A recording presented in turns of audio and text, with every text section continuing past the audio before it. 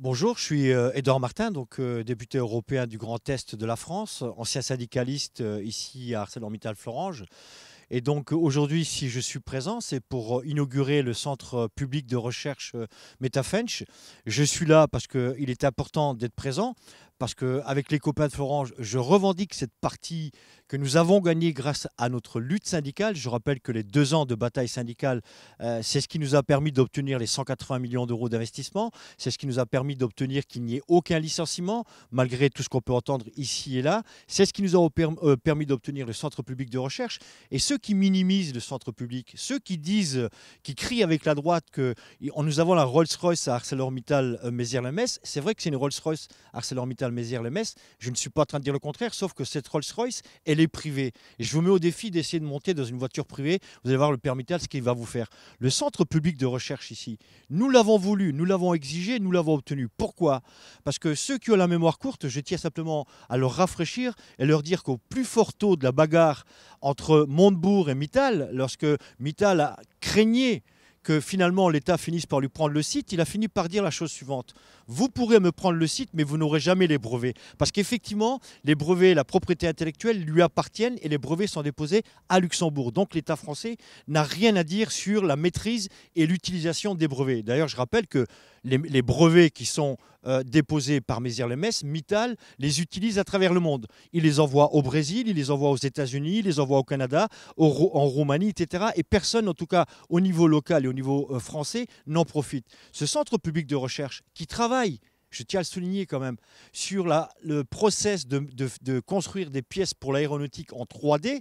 Et j'ai eu l'occasion l'année dernière, lors du rapport que j'ai fait voter concernant la défense de la sidérurgie française, lorraine et européenne, d'aller en Suède. Et en Suède, ils sont en train de mettre au point des poudres très fines qui va permettre à Metafensch, ce laboratoire ici à Uckange, de commencer les recherches pour les pièces en 3D. Et Boeing et Airbus sont extrêmement intéressés par cette nouvelle recherche, parce que si Metafensch, si les ingénieurs, si les chercheurs du Cange arrivent à mettre au point ce process, c'est un marché mondial qui est décroché. Parce que l'objectif des compagnies aériennes, c'est d'avoir des pièces de plus en plus légères pour que les avions consomment de moins en moins. Donc voilà l'utilité d'avoir un centre public. Les brevets appartiendront à l'État. Et si demain un industriel est intéressé par la maîtrise de ce process, l'État pourra toujours dire « je suis prêt à vous le mettre à disposition à condition de produire en France ». Donc voilà l'intérêt d'avoir ce centre public de recherche.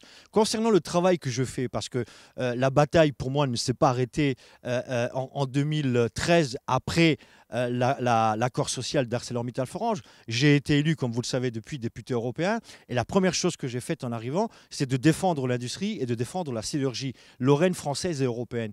J'ai fait, comme vous le savez, voter un rapport en décembre 2015 sur la pérennisation et le développement des métiers de la production d'acier.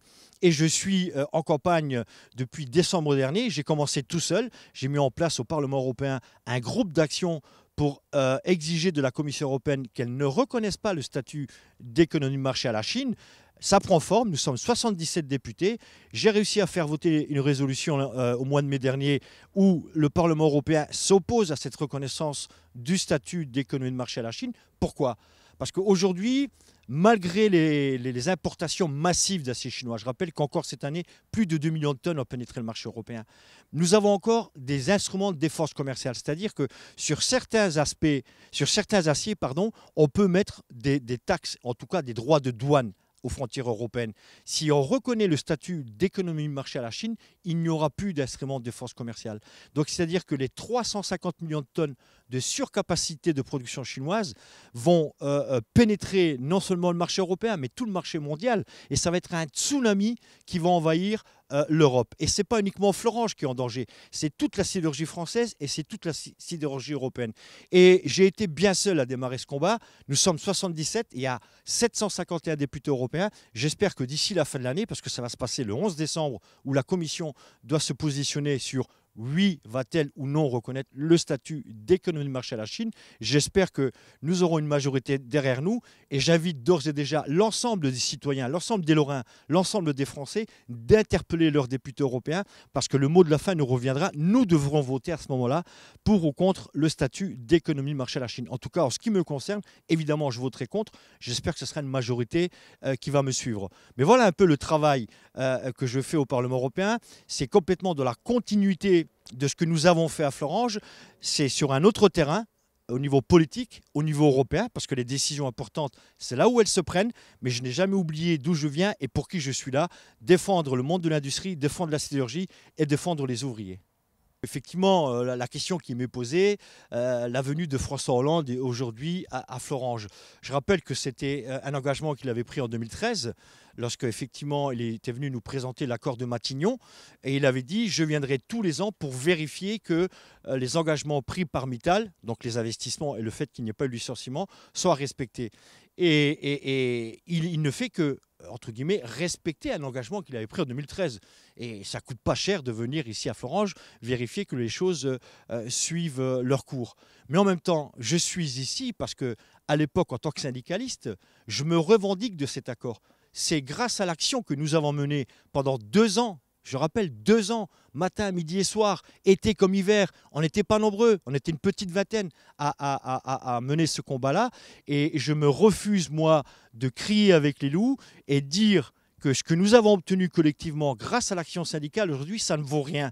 Au moment où beaucoup stigmatisent le monde syndical, au moment où beaucoup se posent la question de l'utilité des organisations syndicales, voilà un exemple concret des résultats que nous avons apportés pour défendre l'emploi et pour défendre effectivement l'industrie. Ça ne serait quand même pas le moment de donner raison à la droite, à l'extrême droite, qui estime que les organisations syndicales et le monde des ouvriers, ça ne coûte pas cher et on peut les éjecter comme on éjecte n'importe quoi et n'importe qui. Donc je fais partie de ceux qui viennent défendre le résultat de notre action collective.